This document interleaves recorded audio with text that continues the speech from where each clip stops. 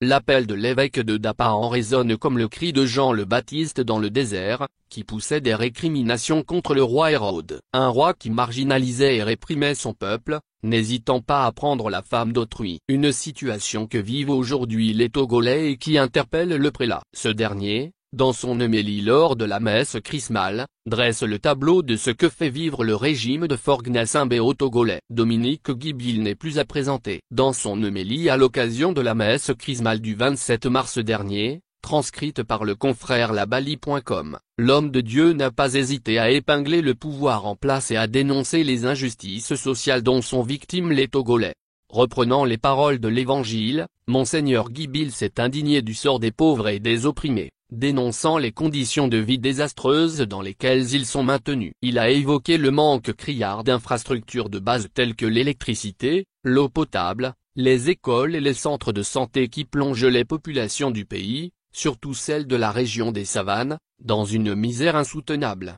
L'Esprit du Seigneur est sur moi, il m'a envoyé porter la bonne nouvelle aux pauvres. Qui sont ces pauvres aujourd'hui auxquels l'Esprit reçu au baptême nous envoie annoncer la bonne nouvelle? Ce sont les populations de nos villes et campagnes qui végètent dans la misère, privées d'électricité, d'eau potable, d'écoles et de centres de santé dignes de ce nom. Ce sont ceux et celles qui ne peuvent même pas s'offrir un seul repas par jour dans notre pays, a-t-il haché. L'évêque n'a pas passé sous silence les conditions inhumaines dans lesquelles sont détenus les prisonniers, pointant du doigt l'État pour son incapacité à respecter les droits fondamentaux des citoyens. Il a également condamné les abus perpétrés par certains agents de forces de sécurité, ainsi que les tracasseries et les injustices subies par les populations sous le joug de ce régime corrompu.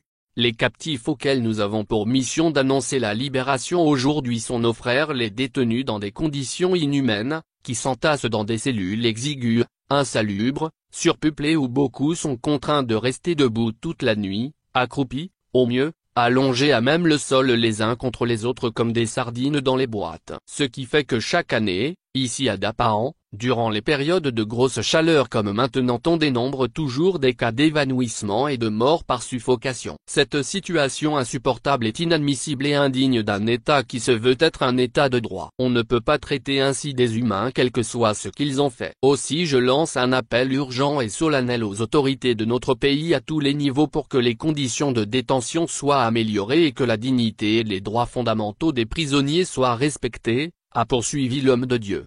Dans la foulée, Monseigneur Guibil est revenu sur la tenue des prochaines élections législatives et régionales au Togo. Il a fustigé le manque d'information et de sensibilisation des citoyens autour de ces élections, déplorant le spectacle désolant des politiciens, plus préoccupés par leurs intérêts personnels que par le bien-être du peuple.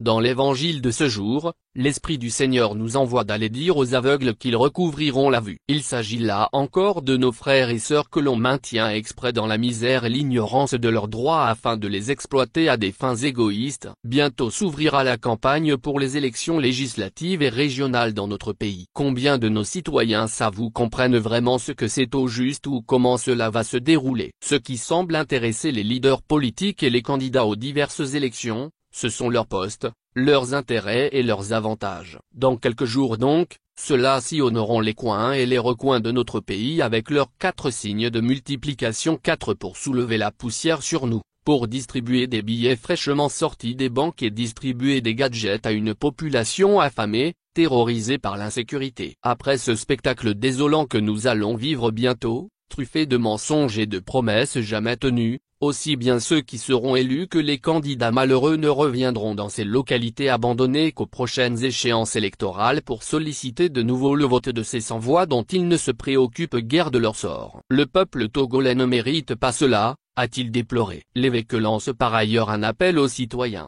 en particulier les chrétiens, à se dresser contre l'injustice et l'oppression, à être des acteurs du changement et à exiger des autorités une véritable amélioration des conditions de vie. C'est à nous tous, chers citoyens, qu'il revient d'imposer ce respect à nos politiques, a-t-il conclu. Source, l'alternative.info.